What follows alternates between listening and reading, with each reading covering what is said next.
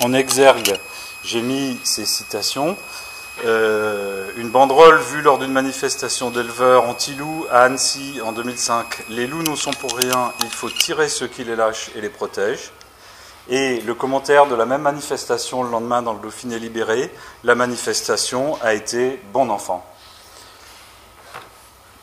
Le thème que je vais traiter dans c'est le suivant, l'agrocentrisme est-il un humanisme ? Je vais essayer de vous montrer que règne aujourd'hui une nouvelle rhétorique anti-environnementale qui présente comme humanistes les gens qui s'opposent aux revendications environnementales et qu'il faut passer de cette nouvelle rhétorique anti-environnementale à l'expression renouvelée du désir de nature. Du point de vue du cycle de conférences RES, je vous rappelle les séances précédentes. La première avait indiqué que les recherches françaises étaient dans un état de confusion en matière d'environnement parce qu'elles ne prenaient pas conscience des ancrages normatifs sur lesquels elles étaient fondées. Et donc, cette conférence comportait une analyse du problème et un appel à refonder un nouvel espace critique pour discuter des recherches et des discours des acteurs. Cette démarche avait été lancée dans une deuxième conférence, et puis la séance suivante à Montpellier avait porté sur l'évaluation des politiques publiques, en montrant que l'analyse stratégique de la gestion environnementale pouvait recadrer la question de l'évaluation des politiques publiques. Là, on est proche des thèmes du module. Et puis, reste 3, en fait, il y a une erreur.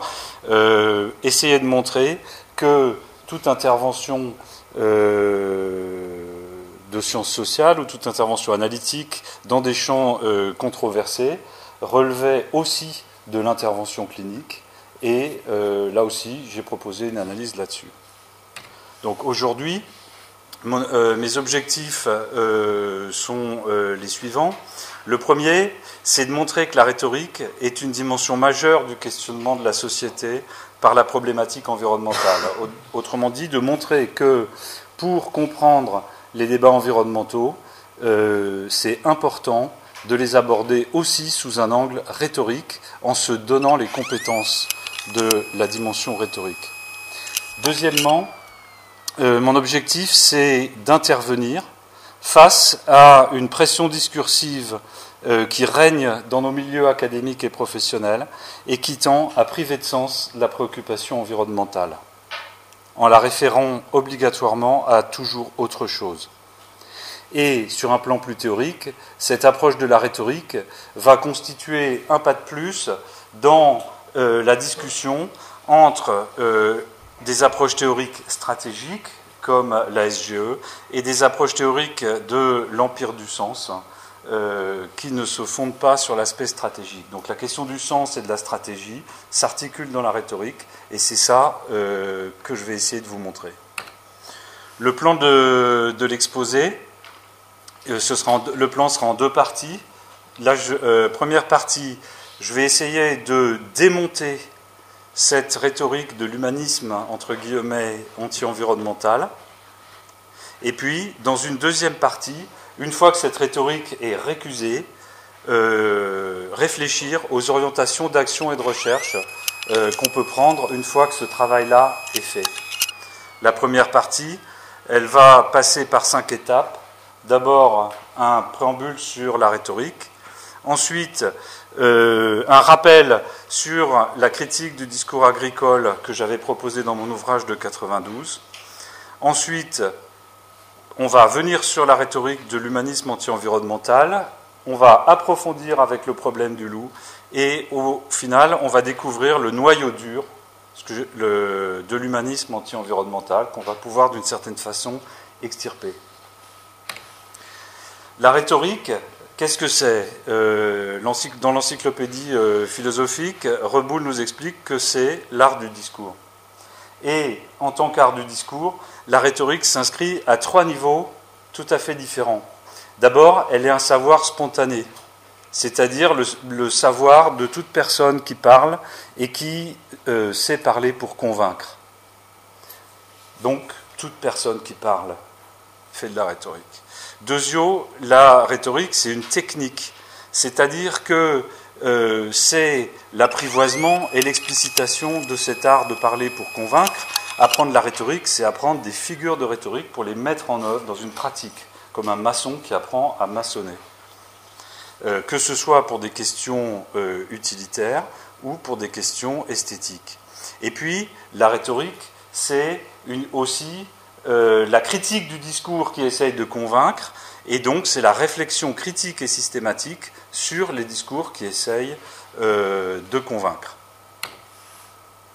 Du coup, ce concept est d'emblée complètement transversal par rapport aux stratifications habituelles de nos discussions académiques entre le profane et le savant. Le profane parle pour convaincre, le savant parle pour convaincre.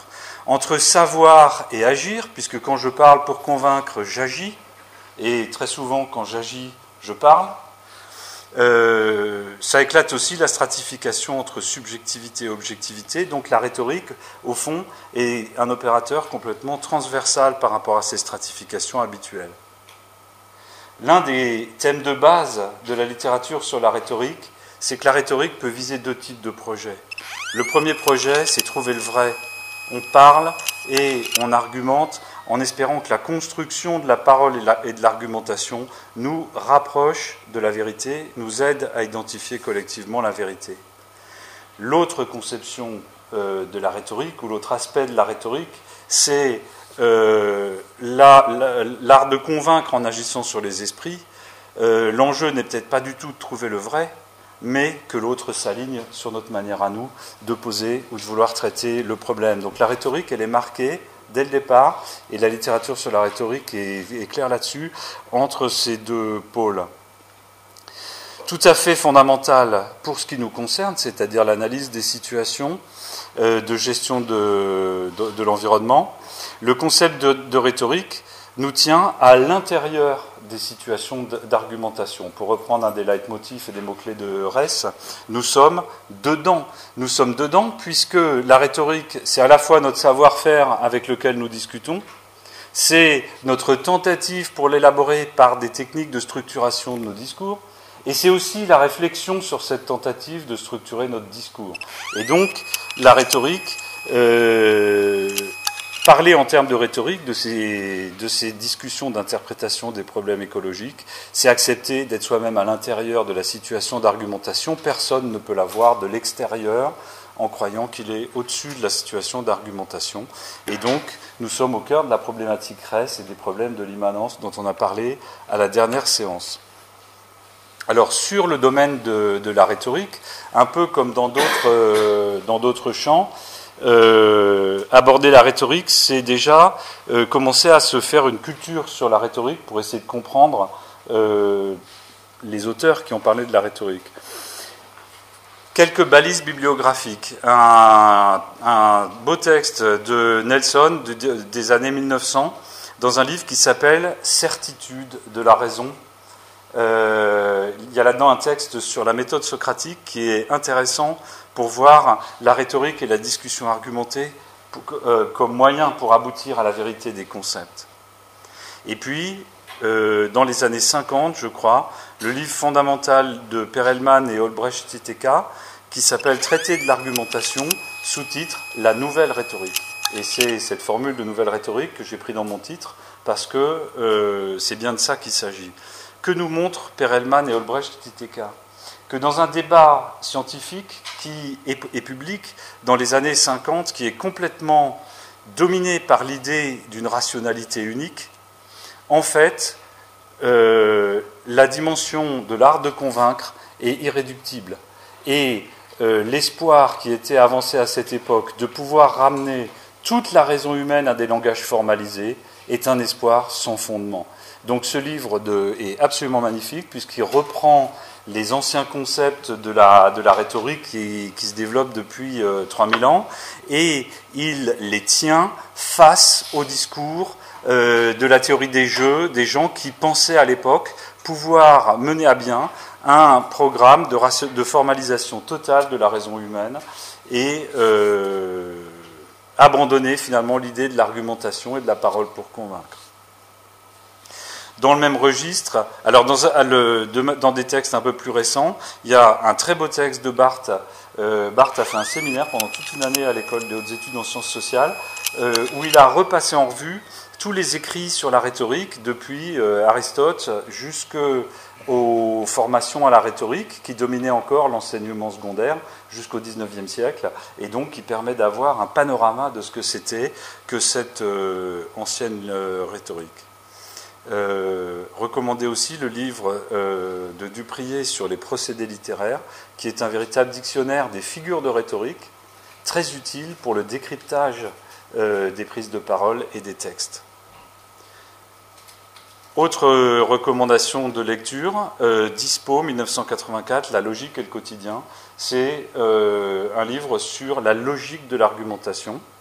Pourquoi c'est fondamental? Tout simplement parce que c'est les écrits qui se présentent comme académiques ou les rapports administratifs qui présentent des actions sont des argumentations. Et le fait de pouvoir soulever leur capot et analyser la logique de ces argumentations, de se donner les moyens conceptuels de comprendre cette logique, est très important. Donc pour moi, Dispos est un ouvrage fondamental. Dans un autre registre, il y a un livre magnifique de Hirschman qui s'appelle « 2 siècles de rhétorique réactionnaire », qui montre quelles sont les figures de rhétorique qu'on utilise pour s'opposer aux acteurs qui demandent des changements. Et par exemple, on retrouve tout à fait les figures décrites par Hirschman dans les discours des groupes de pression agricole pour refuser d'entendre certaines revendications environnementales. Ça, c'est la littérature sur la rhétorique. Mais depuis la fin des années 70, il s'est produit une véritable explosion conceptuelle et intellectuelle autour du mouvement postmoderne et de la French Theory. Tous les auteurs comme du mouvement postmoderne, par exemple Lyotard, en viennent à penser qu'il n'y a rien d'autre que de la théorique, que de la rhétorique. C'est-à-dire que la seule chose que nous savons, c'est du texte. Quand nous discutons avec d'autres gens, quand nous essayons de les comprendre, de toute façon, ce que nous avons devant nous, c'est du texte. Et donc, ce n'est pas la peine de parler de réalité, mais simplement d'intertextualité. De la même façon, petit à petit, on se rend compte que le problème de la rhétorique ne s'arrête pas au discours verbal, aux belles paroles, mais qu'on peut parler d'une rhétorique généralisée. Et si vous avez lu La science en action de Latour, eh bien, il vous montre que finalement, les modèles de changement climatique ne sont pas moins rhétoriques que des discours fleuris. Ils ont des articulations, des arguments qui sont là pour convaincre, ni plus ni moins, que dans un discours. Un autre mouvement contemporain de pensée qui explose aujourd'hui et qui ramène la rhétorique au centre du paysage, c'est le performatif, c'est-à-dire depuis que le linguiste Austin a dit dans les années 50, je crois, qu'en parler, c'est agir, on s'aperçoit que la parole peut être une action, et petit à petit, cette dimension performative de la parole a pris un poids toujours plus grand dans l'action publique notamment. Et quand on réfléchit aujourd'hui à ce qui constitue les politiques sociales, les politiques urbaines, les politiques environnementales, toute une partie de ces politiques repose sur l'hypothèse qu'en faisant un plan de développement durable, un plan de réussite éducative, un plan de mixité sociale dans l'urbanisme, eh bien ce plan, c'est ça l'essentiel de l'action publique. Autrement dit, c'est le discours qui constitue l'action. Donc, analyser une situation de gestion environnementale, c'est interpréter des discours. Nous n'avons accès essentiellement qu'à des discours, par les entretiens, par les documents, par les rapports. C'est aussi produire du discours, puisque nos présentations, nos exposés sont des discours. Et puis, c'est se confronter, parfois s'affronter, au discours d'autres analystes qui eux-mêmes produisent d'autres interprétations. Et lorsque nous essayons de dépasser cet aspect-là du travail, nous commençons à discourir sur nos interprétations des discours. Donc nous sommes bien dans cette situation où nous ne pouvons pas nous mettre en extériorité complète par rapport à cette position des discours les uns sur les autres. Évidemment, on est renvoyé à ce que j'avais présenté dans la première conférence RES sur les postures de soulagement, et parmi elles, la tentation de ceux des chercheurs qui voudraient trouver une posture d'analyse qui leur permette à eux d'échapper à l'entrelacement et au déséquilibre permanent du discours sur le discours. Cette tentation, à mon sens, est sans objet, et je pense que c'est un des points clés de la réflexion.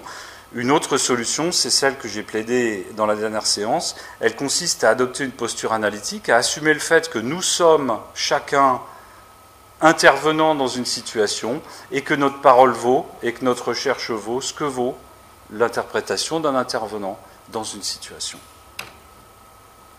Alors, j'avais fait une première approche de ces problèmes de rhétorique dans mon livre de 92 en analysant la rhétorique présente dans un rapport officiel qui s'appelle le schéma d'aménagement des marais de l'Ouest.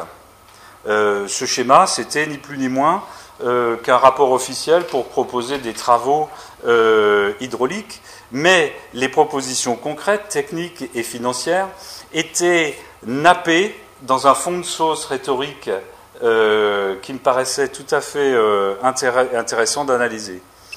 Je l'ai abordé sous deux angles, ce fond de sauce rhétorique.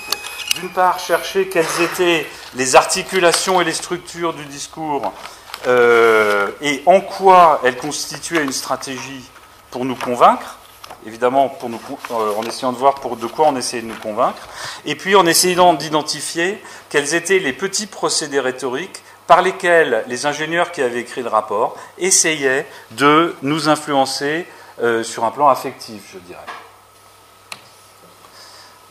Voilà en gros le raisonnement de base du rapport. Pour garder la richesse écologique des marais humides, il faut les entretenir. Pour les entretenir, il faut des agriculteurs. Pour que les agriculteurs restent, il faut un revenu suffisant. Or, le marché est tel qu'à système de production égal, le revenu baisse. Pour maintenir le revenu, il faut intensifier la production. Pour intensifier la production, il faut passer à la culture, drainer et labourer. En d'autres termes, pour conserver les prairies humides, il faut les drainer et les labourer. Donc, la mise en évidence de ce raisonnement, évidemment, elle n'est pas directement présente à la première page du rapport. Pour voir que le raisonnement qui construit le rapport est celui-là, il faut se livrer à une analyse précise de l'enchaînement des arguments, de la manière dont ils conduisent les uns vers les autres, et ça, c'est le début du travail rhétorique. Ce paradoxe-là, je m'aperçois aujourd'hui, 15 ans après, que pour l'éviter, il est absolument nécessaire, et il est suffisant, de poser que biodiversité et développement agricole sont des problématiques irréductibles l'une à l'autre. Si on ne pose pas que ce sont des problématiques irréductibles l'une à l'autre, si on postule qu'à un moment donné, la problématique de biodiversité peut se ramener à une problématique agricole et rester telle, alors ce paradoxe trouve un espace à la fois concret et conceptuel de déploiement qu'on ne peut plus arrêter. Donc, cette petite analyse nous emmène au cœur des enjeux théoriques et pratiques actuels de l'interface environnement et biodiversité. Le deuxième volet de cet exercice, comme je vous l'ai dit, ça avait été de lire en essayant d'entendre les petits procédés rhétoriques par lesquels on essayait de m'influencer. Et le plus évident, c'est l'accumulation de qualifications disqualifiantes. C'est-à-dire qu'on va mettre des adjectifs ou des manières de parler de certains des humains ou des non-humains qui sont dans le dossier, qui les disqualifient, et puis d'autres, au contraire, on va leur accoler des petites fioritures qui les qualifient et qui les légitiment. Sur ce rapport qui fait une centaine de pages, voilà le passage qui concerne les exploitants qui font de l'élevage. Ceux restés en dehors du progrès. Le sont soit pour des raisons hydrauliques, soit parce qu'ils sont principalement utilisés par des éleveurs éloignés ou ne possessant de prairies qu'en marais. Dans ces secteurs, les exploitants n'ont de ce fait que peu d'intérêt actuellement à ce que la situation existante soit changée. Dans tout le rapport, ces 8 lignes sont les seules consacrées aux éleveurs qui exploitent une partie du territoire du Marais Poitevin. 8 lignes pour la moitié des surfaces, 40 000 hectares, et la moitié des exploitations, plusieurs milliers d'exploitants, sont disqualifiés et évacués en 8 lignes, avec, d'autre part, des petits mots, par exemple celui d'intérêt, qui tend à induire l'idée que ceux qui veulent mettre du maïs en drainant, en irriguant, sont poussés par une logique de bien public. Au contraire, ceux qui voudraient continuer à faire de l'agriculture extensive, ça ne peut s'expliquer que par leurs petits intérêts. On les présente également comme éloignés. C'est quand même un des rares exemples où on arrive, pour disqualifier, y compris des agriculteurs, à expliquer qu'ils ne sont pas locaux. Donc, dans le livre, vous trouverez, là je pense que ce serait un peu long de les lire, l'introduction du schéma, qui nous présente une sorte de dégagement poétique pour nous camper le décor. Et on s'aperçoit que cette manière-là de camper le décor distribue les rôles, les beaux rôles et les mauvais rôles. Dans l'introduction du rapport telle qu'elle est rédigée, on nous explique que depuis le XIIIe siècle, il a fallu des interventions répétées du roi, des monastères, etc., pour permettre la prospérité et l'aménagement du Marais Poitevin. Sous-entendu, aujourd'hui, ce sont les ingénieurs du greffe chargés de l'aménagement du Marais Poitevin qui constituent la dernière barrière contre le chaos social et environnemental. Il est clair que ces poèmes que l'on trouve dans n'importe quel rapport administratif ou technique ou proposition d'aménagement méritent notre attention parce qu'ils nous permettent de voir qui essaye de nous convaincre de quoi et par quel procédé. Donc, première série de conclusions, c'est la pertinence des approches rhétoriques, y compris un rapport technico-administratif pour une demande de financement est un objet rhétorique extrêmement vivant, bouillonnant, et le fait de l'aborder sous cet angle-là permet vraiment d'éclairer les situations d'interaction pour la gestion des espaces et pour la gestion des territoires. Mais pour qu'on puisse être éclairé par cette dimension rhétorique, ça demande un véritable travail critique. Ce n'est pas quelque chose qui saute aux yeux, ça demande un travail d'interprétation sur les articulations des discours, les grandes constructions du discours, ce qui n'est pas très facile parce que souvent elles sont plutôt cachées à l'intérieur du discours, et puis sur les cadrages, les connotations et les connexions. Un exemple de cadrage, c'est le fait que ce rapport qui porte sur l'aménagement du Marais Poitevin, qui à plusieurs reprises programme qu'il faut concilier environnement et développement agricole, ne mentionne à aucun moment le parc naturel régional du Marais Poitevin qui couvre l'ensemble de la zone et dont la mission est de concilier agriculture et environnement. Donc ça aussi, ça fait partie de la lecture rhétorique, c'est de se mettre en situation d'identifier ce dont les textes ou les gens ne parlent pas, alors même que parfois c'est énorme. Donc ça vaut la peine de développer une compétence critique pour aborder la dimension rhétorique des textes, mais, et j'y reviendrai à plusieurs fois, je voudrais insister sur le fait suivant. Autant c'est important d'apprendre à repérer dans les discours, dans les textes, dans les rapports, dans les articles scientifiques, les procédés rhétoriques qui sont mis en œuvre, les logiques rhétoriques qui sont mises en action, autant il n'est pas acceptable de réduire un texte à une dimension rhétorique, c'est-à-dire de traiter un texte comme s'il n'était que rhétorique. Alors maintenant, venons-en à ce discours humaniste face à l'environnementalisme. Donc depuis que je suis dans ce domaine-là, c'est-à-dire en gros depuis que j'ai 14 ans, j'ai entendu successivement les discours indignés suivants.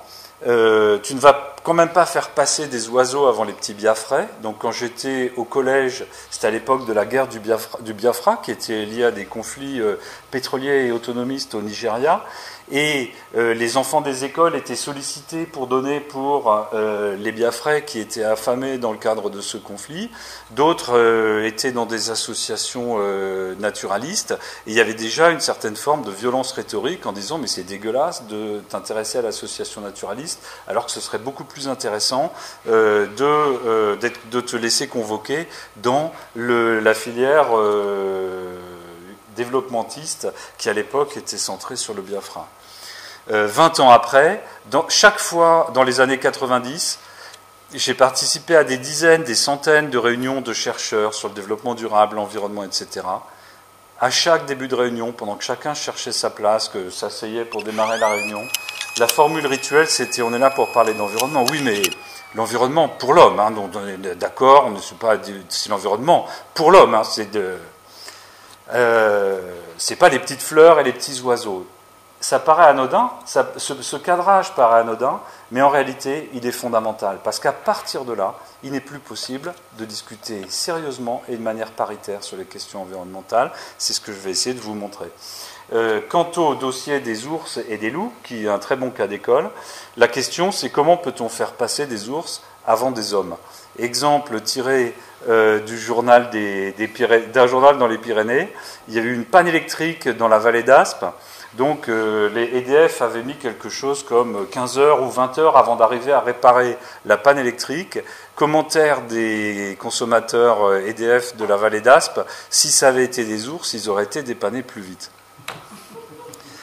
Ce discours humaniste, entre guillemets, est un véritable fil de clôture rhétorique qui est répandu à tous les niveaux d'élaboration discursive. C'est-à-dire que ça va depuis l'habitant de la vallée d'Aspe qui dit « si ça avait été des ours, ils auraient été dépannés plus vite », jusqu'au livre de Luc Ferry sur le rejet de la deep écologie, aux écrits de la deep écologie et sur les écrits théoriques en matière de gestion de l'environnement. Il manque pas de texte, par exemple un texte qui s'appelle Espace 2050, pour assimiler la revendication environnementale à la deep écologie. La deep écologie a un anti-humanisme et donc la cause environnementale a une posture inacceptable. Parfois, ce discours se présente dans des termes brutaux, mais très souvent, il est noyé dans des formules de disqualification qui présentent de fait certains protagonistes comme humains et les autres comme pas humains. Par exemple, on a d'un côté des populations locales qu'on nous montre dans leur vie quotidienne, dans des problèmes de survie, et puis de l'autre côté des technocrates, des lois, etc. Ce problème est évidemment un problème stratégique et rhétorique majeur pour le secteur environnemental depuis au moins 25 ans. De quelles options disposent les intervenants du secteur environnemental dès lors que, dès le début, ils sont confrontés à cette pression rhétorique qui les soupçonne de ne pas travailler pour l'homme, entre guillemets. Ils ont trois possibilités. La première, c'est de s'adapter, c'est-à-dire faire leur ce discours. Dire, ok, l'environnement c'est pour l'homme, et d'ailleurs je vais vous montrer en quoi mes propositions sur l'écologie, sur la biodiversité, etc., sont bien des propositions pour l'homme, et donc rentrer dans cette logique. La deuxième réponse, c'est celle de la neutralisation de l'argument humaniste, c'est celle que j'ai développée dans mon texte de 98, c'est-à-dire de dire, au fond, qu'importe les finalités qu'on suppose à l'action, il n'y a pas besoin de faire de métaphysique et d'expliquer quelles sont les finalités de l'action. À partir du moment où on pose des objectifs environnementaux, par exemple avoir de l'eau propre, potable dans une nappe phréatique, c'est métaphysique et pas utile dans un débat de politique publique de savoir quelle est la finalité ultime. On est d'accord sur un objectif opérationnel et donc à partir de là, on doit pouvoir critiquer les positions des différents acteurs au nom de ce principe opérationnel. C'est la posture essentielle de tout le travail de la SGE, que ce soit par exemple dans le travail de Maya ou de Raphaël. Mais il y a une troisième possibilité qui est d'attaquer cette rhétorique humaniste pour la rendre inefficace. Le problème, c'est que cette rhétorique est une rhétorique et donc elle est close. Comme Reboul l'explique très bien dans l'article de l'encyclopédie philosophique, le discours rhétorique est forcément circulaire, il est clos. Et on ne peut pas le critiquer dans le cadre d'une argumentation ouverte. On ne peut que y répondre par une autre rhétorique qui a pour objectif de mettre en échec la rhétorique. On est donc devant un problème de dévoilement, parce que cette rhétorique, entre guillemets, humaniste, est est un projet qui n'est pas ouvert à la discussion, mais qui au contraire a pour objectif de fermer la discussion. Face à ça, il faut monter un assaut rhétorique, et c'est ça le problème. On est devant un problème de dévoilement, je pense que, en fait, c'est pas vraiment un dévoilement, mais c'est plutôt un problème d'éclateur idéologique. Là, je renvoie au texte sur l'analyse institutionnelle de Louraud. Comment faire pour que ce discours ne puisse plus fonctionner? C'est ça la question. Alors, donc, dans les deux derniers morceaux de cette première partie, je vais faire ce travail qui consiste à clouer la pièce d'artillerie que constitue cette rhétorique humaniste. Alors, un cas d'école, le loup est-il un loup pour l'homme? On va prendre une phrase qui est la suivante. Des règlements de Bruxelles imposent aux populations locales et financent lourdement la multiplication de loups qui détruisent l'élevage dont elles dépendent, les populations. Comment peut-on préférer le loup à l'homme? Alors il est clair que ça s'ancre dans le dossier du loup, qui est un des dossiers phares en ce moment des débats de protection de la nature en France, mais on pourrait évidemment transposer à d'autres espèces sur d'autres continents qui posent des problèmes similaires. Alors on va essayer de déconstruire cette rhétorique du loup contre l'homme. Je vous propose de la replacer dans un premier temps, dans un cadre. C'est toujours la même phrase. Des règlements de Bruxelles imposent aux populations locales les loups qui coûtent cher aux contribuables et qui détruisent l'élevage en montagne. Face à ce discours, on peut en rencontrer un autre, qui est de dire que c'est le lobby agricole qui se mobilise contre le loup. Ce discours-là sera plus facilement tenu par une ONG environnementale, par exemple, qui va dire « des hommes, femmes et enfants » attachés à la faune et aux écosystèmes, se heurtent à des lobbies agricoles subventionnés, soutenus par l'administration, et qui détruisent les loups pour sauver des moutons. L'enfer, c'est les autres. Ces deux discours, ils sont d'une certaine manière opposés terme à terme, et cette controverse, on peut la cartographier de cette manière-là. Les autres, c'est aussi la négociation. En fait, chacune de ces phrases peut être résumée de la manière suivante. Des personnes, soutenues juridiquement et financièrement, agissent et interagissent pour des attachements qui passent par des animaux.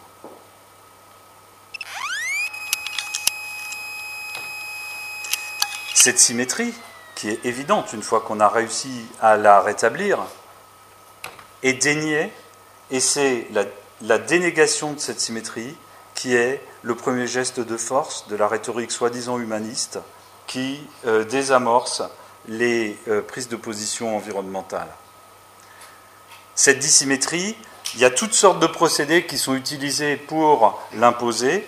Par exemple, dans cette autre formule, des écologistes urbains, ignorant de la réalité rurale, pris d'un amour aveugle pour le loup, sont prêts à tirer un trait sur la vie des éleveurs et de leurs familles. Regardez notre misère et nos patrimoines détruits. Comment peut-on préférer le loup à l'homme? Donc les procédés sont nombreux, complexes, et puis on les trouve aussi dans des textes extraordinairement savants. On peut aussi expliquer avec des mots à 5 syllabes que les écologistes sont urbains, ignorants de la réalité. On peut insister sur les savoirs locaux dans cette optique. Tous les travaux qui existent sur la rhétorique et l'argumentation offrent des ressources extraordinaires pour décoder de telles tentatives. Par exemple, la notion de codage, avec des très beaux textes de Barthes, notamment S sur Z, qui la rendent très accessible. D'un côté, on va dire, c'est la loi qui impose de protéger les loups. Et puis de l'autre côté, on va dire, c'est des hommes, les bergers. Mais on pourrait aussi bien coder à l'inverse. D'un côté, il y a des personnes, des hommes, des femmes, qui veulent des paysages, la biodiversité, etc. De l'autre côté, il y a des règlements agricoles, une politique agricole. Donc ce codage, la dissymétrie dans ce codage, est le procédé principal qui fait que d'un côté, on montre les hommes et on cache l'argent, la loi, le profit, les animaux, le pouvoir. De l'autre côté, on ne montre que la loi, l'argent, le pouvoir et on cache les hommes. Un autre élément théorique, une ressource qui est capitale pour comprendre ces discours, c'est le concept de ponctuation qui est proposé par les chercheurs de l'école de Palo Alto et notamment présenté dans le livre de Václavic sur changement, paradoxe et psychothérapie. La ponctuation, c'est le concept qui désigne celui qui a commencé. Quand on a une querelle qui dure depuis un certain temps, pour décrire cette querelle, on va dire qui a commencé. La ponctuation, c'est le choix de dire qui a commencé. Dans les débats entre agriculture et environnement, ou forêt et environnement, ou pêche et environnement, le choix de qui a commencé dans l'exposé, cette ponctuation est déterminante parce que c'est elle qui construit une dissymétrie qui ensuite ne peut plus être rattrapée, parce qu'elle est fondatrice de l'analyse elle-même. Donc il faut repérer ces ponctuations dans les discours. Et puis, évidemment, il y a tout un travail de polarisation qui est à la base de cette théorie. Par exemple, lorsqu'on va nous présenter la personne porteuse de revendications environnementales comme étrangère, riche, oisive et scientiste, alors qu'on va nous présenter l'agriculteur comme local, pauvre, travailleur et détenteur d'un savoir. Dans le dossier français sur l'ours, c'est assez extraordinaire parce qu'on nous présente d'un côté des éleveurs locaux, pauvres, travailleurs et qui ont des savoirs locaux, et puis des écolos qui sont censés venir de la ville. Mais on fait l'impasse complètement sur le fait que ces éleveurs sont pris dans une filière économique d'élevage administrée, menée par des ingénieurs et des techniciens, avec des circuits financiers, des circuits de subvention, et dont les textes juridiques sont d'une force extrême par rapport à d'autres types de revendications sociales. Donc, ce travail de polarisation qui crée la dissymétrie doit retrouver aussi en face un travail de dépolarisation pour la défaire et réouvrir le débat. Deuxième acte de force de la rhétorique humaniste, d'un côté, elle nous impose des dissymétries, mais de l'autre côté, elle nous impose des symétries. C'est-à-dire qu'elle va nous imposer d'utiliser, quand ça l'arrange, les mêmes registres pour décrire les problèmes écologiques que l'on utiliserait pour décrire des problèmes agronomiques. Exemple, les écrits du sociologue Bernard Picon, qui par ailleurs sont très bons, et qui, pensant être très provocants, nous explique qu'en Camargue, on pratique l'élevage des flamants roses, puisqu'on fait de l'ingénierie écologique sur les habitats des flamants roses, dans le but de faire se reproduire les flamants roses, on élève des flamants roses. Ou cette autre sortie de Christian Devers, qui dit, au fond, les éleveurs des Alpes, tout ce qu'ils demandent aux écologistes qui sont en faveur du loup, c'est « tenez vos animaux ». On veut bien reconnaître que nous, on a des moutons, on vous des loups, mais tenez vos animaux. Et donc, derrière le caractère un peu anodin des échanges d'arguments, ce à quoi on assiste, c'est à une agronomisation ou une zootechnicisation ou une sylviculturisation du monde qui postule une géométrie unique des attachements, une forme unique des élucidations. Si on produit de la biodiversité, c'est le même problème que de produire de l'amidon en faisant du maïs irrigué. C'est simplement d'autres technicités, mais qui rentrent de droit dans le même langage, dans les mêmes compétences, dans les mêmes expertises et qui répondent aux mêmes épreuves. Évidemment, cette agronomisation du monde, elle conduit à des paradoxes qui sont insolubles, puisque les protecteurs de la nature, s'ils acceptent ce coup de force, se trouvent dans un paradoxe insoluble, puisque soit ils protègent en adoptant un langage agronomisé ou zootechnisé, mais dans ce cas-là, est-ce que les objectifs profonds qui essayent de nous mener à protéger les chouettes chevêches, par exemple, est-ce qu'ils ne sont pas perdus si on se met à optimiser la production de chouettes chevêches? C'est ce qui est analysé dans un livre de Jean-Claude Génaud qui s'appelle « Protection contre nature » pour faire ressortir ce paradoxe.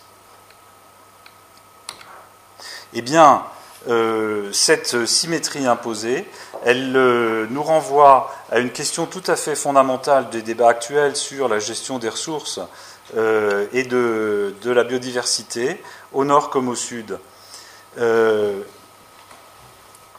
La question, c'est de savoir si les territoires, les sociétés, la faune, la flore, les milieux vont devoir se plier à des lectures ou à une lecture et à un réaménagement entièrement agronomique. Agronomique, ça veut dire fondamentalement, sur le plan conceptuel, le triptyque, un cadastre des flux, des productions, des stocks et des échanges.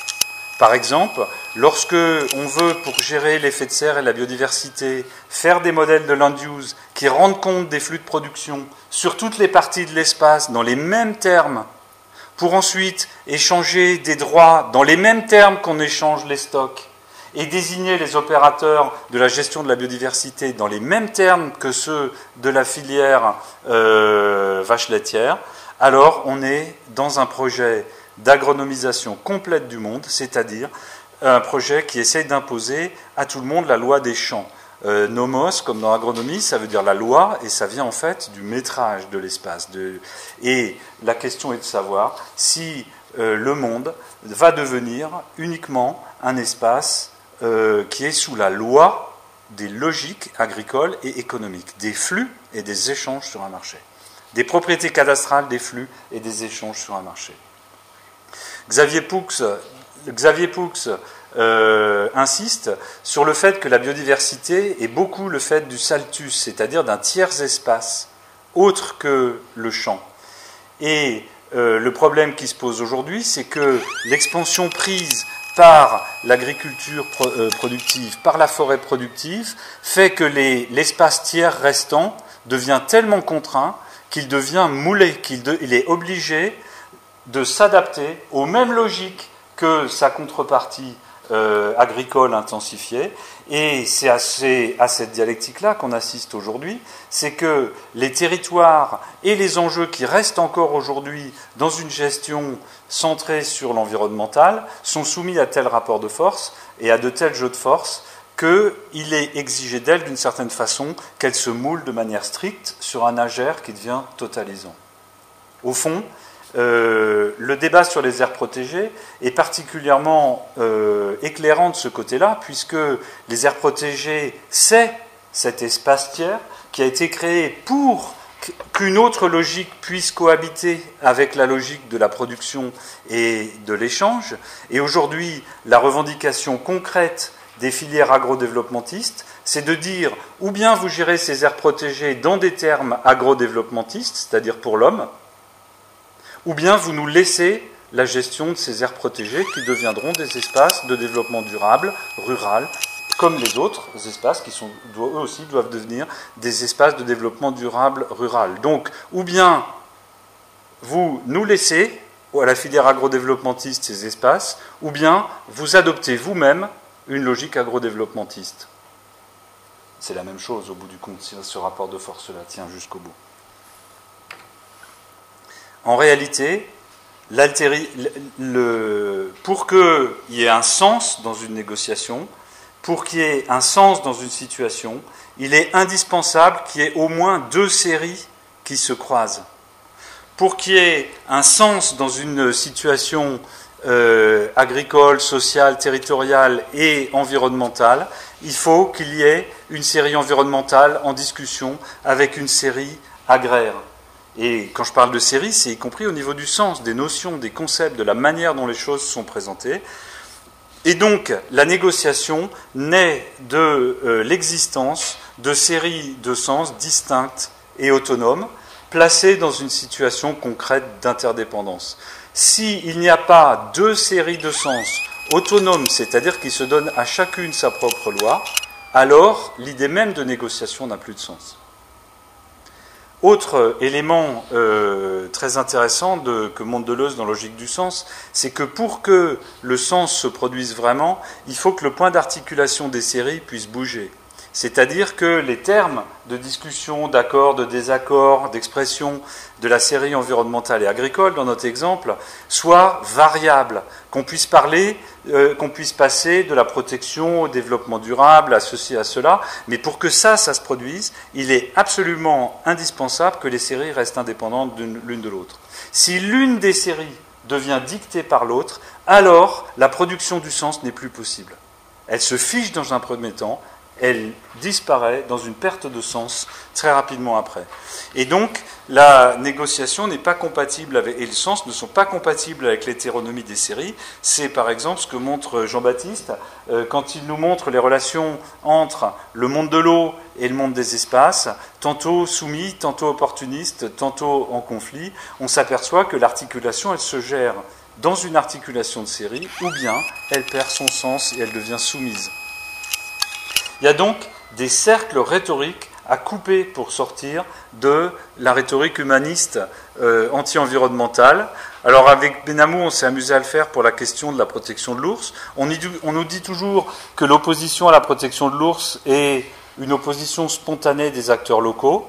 Donc sur la base de nos études de terrain, on a pu montrer que c'était une opposition qui a été organisée par des groupes bien identifiés d'acteurs sociaux professionnels alliés à des forces politiques bien particulières. On a pu montrer aussi que les dirigeants de toutes les associations anti-ours des Pyrénées, aucun n'est pyrénéen de souche, alors qu'ils se revendiquent pyrénéens contre des revendicateurs étrangers. Et par ailleurs, les sondages montrent actuellement que la majorité des populations sont favorables dans les Pyrénées à l'introduction d'ours, alors que leurs élus disent qu'il n'y a pas d'acceptabilité sociale pour l'introduction d'ours dans les Pyrénées. Donc, sur cet exemple, ce que je veux dire, c'est qu'il n'y a pas lieu de se laisser imposer des ponctuations ou des codages sans examen. Si on nous explique que l'environnement est un surcoût, eh bien, il faut qu'on nous explique qu'est-ce qui a été pris en compte dans l'établissement du coût. Et pourquoi on a codé et ponctué le coût comme on l'a fait, de façon à ce que finalement l'environnement apparaisse comme un surcoût. Il faut également refuser la captation des séries, c'est-à-dire toute situation qui nous ramènerait un problème d'environnement à un problème de développement, en présentant la chose comme si elle allait de droit et qu'elle puisse créer une situation où désormais le problème est un problème de développement. Mais, au-delà de ce coupage des cercles, de ce travail petit à petit qui permet de dénouer les écheveaux de procédés rhétoriques qui nous enferment, qui nous excluent d'une certaine manière lorsque nous sommes porteurs de revendications environnementales, il y a ce que je considère maintenant comme le noyau dur de cet humanisme anti-environnemental. Reprenons nos acteurs qui disent que les règlements détruisent l'élevage en montagne en imposant les loups aux populations locales. Ce que vous remarquez, c'est que dans cette formule, il y a un trou noir, et ce trou noir, il porte précisément sur l'humanité de celui qui est demandeur de loups. L'humanité, c'est des personnes et c'est des attachements. Cette ponctuation, je l'avais déjà relevée dans mon livre là, sur le Marais Poitevin, j'avais vu qu'on ne parlait jamais des environnementalistes dans le schéma d'aménagement des Marais Poitevin, ni du parc régional, mais je n'en avais pas saisi l'importance. Or, cette ponctuation n'est pas une ponctuation parmi d'autres. C'est le noyau dur générateur qui est caché derrière toutes les autres ponctuations. Pourquoi ? D'abord parce que cette négation est absurde.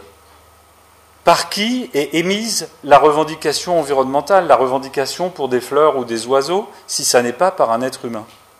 Qui demande des protections de la nature? Qui dit je ne veux pas que le tigre disparaisse? Qui dit je ne veux pas que les forêts disparaissent? Eh bien, dès que l'on dit que ces discours sont contre l'homme ou sont moins humains, ce qu'on dit, c'est que ces gens-là ne sont pas des humains.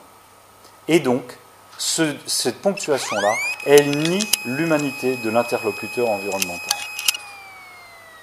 Si je parle, c'est que je suis une personne. Si je suis une personne, on ne peut pas me dire que ce que je dis n'est pas humain.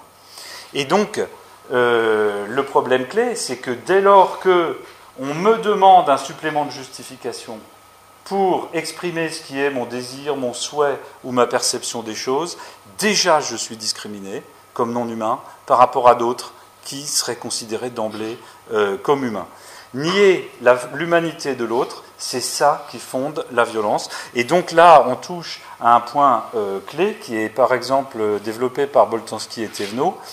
Le fait de reconnaître l'humanité de l'autre est la condition fondatrice d'un débat qui essaye de régler les problèmes en raison et sans violence. Et donc, ce qui paraît un petit détail noyé derrière le flot de l'argumentation est en fait l'instauration dès le départ d'une situation de violence pour des dialogues qui après vont être des dialogues déstabilisés dès le départ et qui ne sont pas à long terme tenables et qui se traduisent par toutes sortes de petites ponctuations. D'un côté, c'est la loi, nous, c'est des hommes. De l'autre côté, c'est les forces de l'argent, nous, c'est des hommes, etc. Une fois qu'on a constaté que le refus de cette ponctuation-là rend intenable le discours humaniste contre les acteurs environnementaux et leurs revendications, alors la nouvelle rhétorique est récusée, elle est éclatée, elle ne peut plus fonctionner, elle est cassée comme un pot.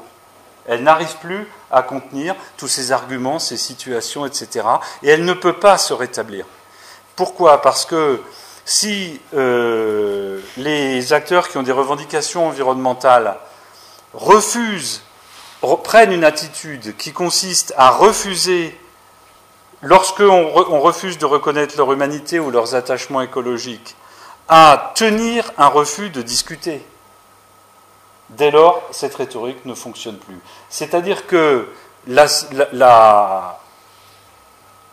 l'attitude qui permet de ne plus être victime de cette rhétorique, c'est de dire, voilà, dès lors qu'on nie le caractère humain, et autant humain que les autres, de mes propres attachements et de ma propre personne, alors la parole de l'autre n'est plus une parole de discussion, c'est simplement un acte stratégique à mon encontre.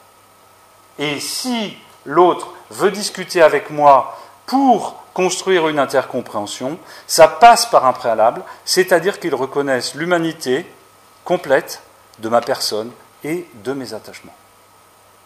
Une fois qu'on est intraitable sur cette question, alors cette rhétorique soi-disant humaniste ne peut plus fonctionner comme elle le fait aujourd'hui dans notre champ. Donc, face à cette pression rhétorique, il faut adopter une attitude qui assume ses propres attachements, qui considère que les attachements sont fondationnels des mandats de gestion dans le champ de la gestion environnementale, et que ce n'est pas la loi qui est fondationnelle, ce n'est pas l'économie, ce sont les attachements des personnes. Et tous les attachements des personnes peuvent discuter. Je vous rappelle 2 formules de Lacan que j'avais citées dans la séance précédente de Ress. Ne cède pas sur ton désir, et l'analyste ne saurait s'autoriser que de lui-même, qui tous les deux renvoient à ça. C'est que les autres soubassements qui sont affichés comme fondateurs réfèrent en réalité, en dernière instance, à des personnes et des attachements, du moins si l'on considère qu'on est dans un débat entre personnes humaines pour régler des problèmes humains. Et donc, ça veut dire aussi, sur un plan cette fois-ci plus défensif, qu'il est légitime de renvoyer l'autre à la responsabilité de ses propres attachements.